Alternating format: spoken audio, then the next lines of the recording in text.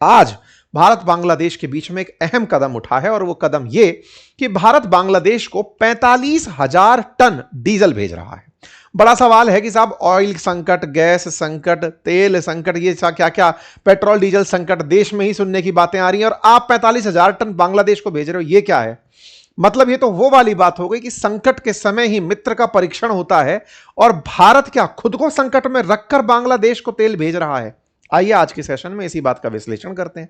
एक और बात जिसके चलते काफी कुछ बांग्लादेश में हुआ था, अगर आपको याद हो तो उस्मान हदी करके बांग्लादेश का एक छात्र नेता था जिसने पूरी तरह से शेख हसीना को हटाने में और भारत के विरोध में मोमेंटम बनाने में बहुत काम किया था।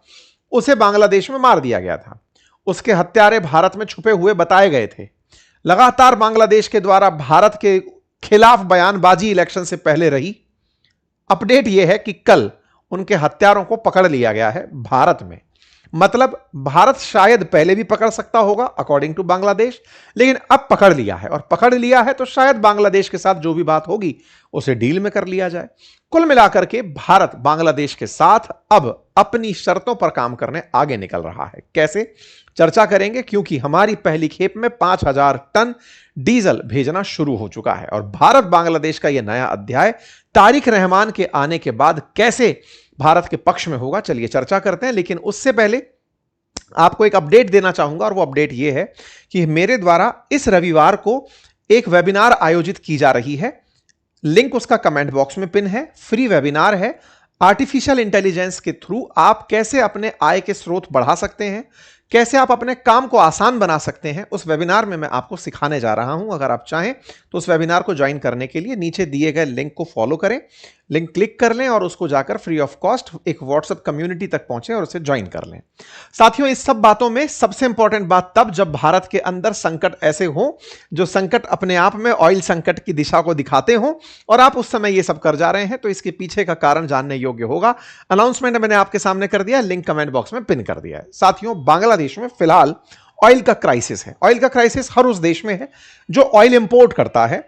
इंपोर्ट करने वाले रास्तों में जब दुनिया की 20% खपत या फिर दुनिया का 20% जो सप्लाई है वो जिस स्ट्रेट ऑफ हॉर्मुज से आता है, अगर वो बाधित हो रहा है तो निश्चित ही ऐसी कतारें लगना स्वाभाविक है और ऐसी स्थिति बांग्लादेश में देखी जाना शुरू हो चुकी है। तस्वीरें बांग्लादेश की हैं और बांग्लादेश की जो स्थिति है उसे अखबारों ने इस तरह कवर किया कि यहां पर चूंकि जरूरत का 95% इंपोर्ट पर निर्भर करता है, तो ऐसे में इनको यूनिवर्सिटीज बंद करनी पड़ी, ऑयल की सप्लाई लिमिट करनी पड़ी, बतानी पड़ी। इसी बीच में इन्होंने भारत से संपर्क किया और दुहाई दी कि सर, आपके साथ हमारा एक एग्रीमेंट था। शेख हसीना के टाइम पर भारत और बांग्लादेश के बीच में 1,80,000 टन सालाना ऑयल सप्लाई करने का एक एग्रीमेंट हुआ था।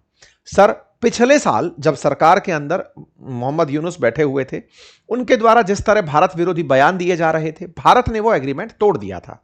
लेकिन सर, अब फिर से रिश्ते बहाल किए जा सकते हैं तो कृपया फिर से बहाल करें और वो जो एग्रीमेंट शेख हसीना करके गई थी, जिसको कभी बांग्लादेश ने बांग्लादेश विरोधी करार दे दिया था, ये जो जमातीय आए थे, ये जो छात्र नेता आए थे, जो पाकिस्तानी आए थे बांग्लादेश में, उन्होंने इस एग्रीमेंट को ही पूरी तरह बांग्लादेश विरोधी करार दे दिया था। तारिक रहमान ने आकर के सबसे पहले इस बात पर जोर दिया कि अगर आप उस एग्रीमेंट को रिवाइव कर दें तो हमारे लिए ऑयल संकट दूर हो जाएगा और भारत ने इस मौके को सामने वाले की जरूरत को ध्यान में रखते हुए फुलफिल करने का प्लान किया। जो चीज सस्पेंडेड थी उसे चालू कर दिया। इसी के चलते भारत 45,000 टन अपना ऑयल सप्लाई इन्हें कर रहा है। टेक्निकली 1,80,000 एक साल में होना है, उसमें से 90,000 पिछले इन 6 महीनों में होना है और उन 6 महीने में से 45,000 का काम शुरू हो चुका है। कहां से जाएगा? तो साहब, पाइपलाइन के माध्यम से भारत बांग्लादेश को डीजल सप्लाई करने जा रहा है। अब यह पाइपलाइन कहां से कहां जाएगी, इसकी चर्चा करते हैं।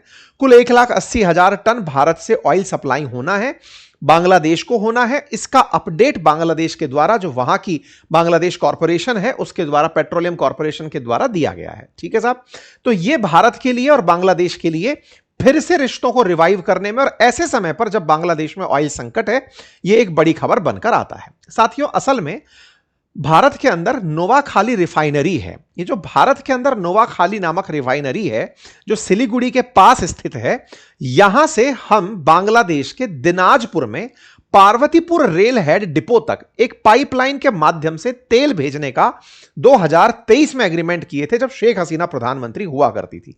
शेख हसीना बांग्लादेश के अंदर या पाकिस्तान के द्वारा यह प्रमोट की गई कि यह प्रो इंडिया है, लेकिन वो प्रो बांग्लादेश थी। वो बहुत से काम बांग्लादेश के लिए भारत से करवाती थी।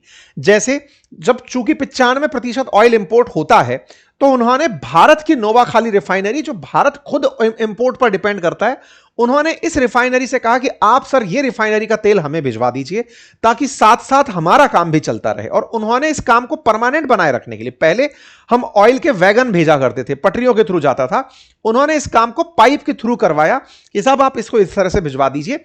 एक प्रॉपर 131.57 किलोमीटर की पाइपलाइन डली, जिसमें भारत के अंदर 5 किलोमीटर ही डली थी और बांग्लादेश में 126.57 किलोमीटर की पाइपलाइन के थ्रू डीजल सप्लाई होने की बात की गई थी। ठीक है, ये पूरी की पूरी जो क्षमता थी, ये बांग्लादेश के लिए भारत की तरफ से मदद थी। भारत इसके बदले पैसे कमाता था, भाई भारत को तेल बेचना था। लेकिन भारत को तेल बेचना जरूरत नहीं है, भारत खुद इंपोर्टर है, तो हम इंपोर्ट करके इनको बेच पाते हैं। इसके पीछे का कारण यह है कि हम Bharat already straight of Hormuz के बहुत नजदीक है, हम अपनी उधर की जरूरतों को उधर से पूरा कर ले रहे हैं।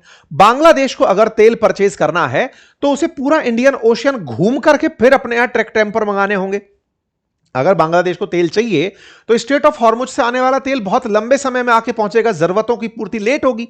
तो भारत ने यह कहा कि हम चूंकि स्ट्रेट ऑफ हॉर्मुज से तेल मंगाकर अपनी आवश्यकताओं की पूर्ति करते हैं, आपके लिए हम तेल हमारी जो आसाम के अंदर रिफाइनरीज हैं वहां से सप्लाई कर देते हैं। और वहां से हमने इनको सप्लाई करना शुरू किया।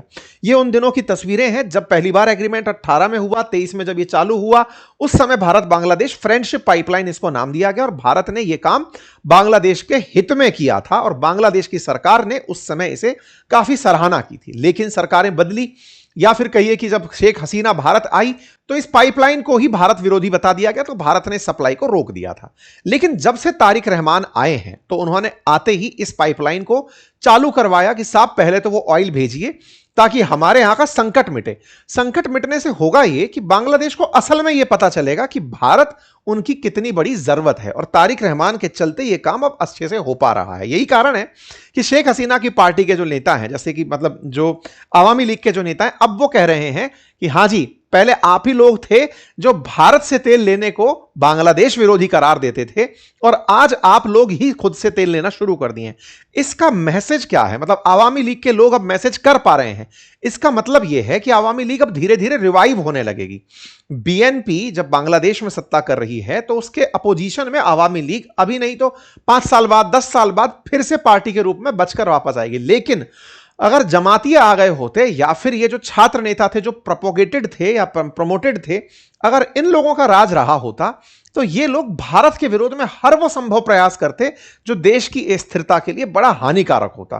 फिलहाल के लिए ये दोस्ती जो दोबारा से बहाल हो रही है, जिसे पहले सही बताया जाता था, अब फिर से उसी ट्रस्ट को दोबारा गेन किया जा रहा है, यह खबर अब बनने लगी। हालांकि इस बात का भारत में काफी विरोध भी है।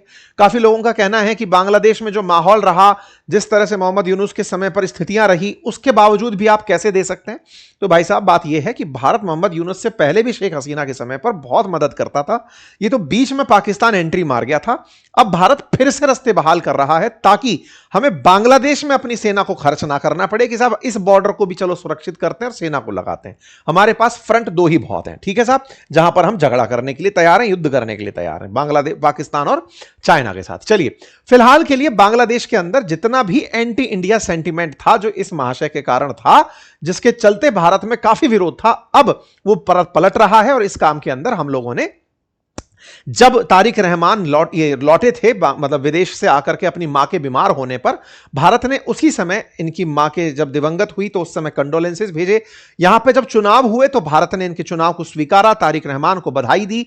भारत की तरफ से मतलब हमारी तरफ से डिप्लोमेसी के रूप में भारत के जो स्पीकर हैं वो तारिक रहमान से मिलने बांग्लादेश गए। और ये एक तरह से भारत के द्वारा बांग्लादेश के साथ फिर से रिश्तों की बहाली का काम था, जो इंटरनेशनली कवर इस तरह से किया गया कि इंडिया बांग्लादेश फिर से अपने टाइज स्थापित कर रहे हैं। और उसी क्रम में यह ऑयल पाइपलाइन एक बड़ा कदम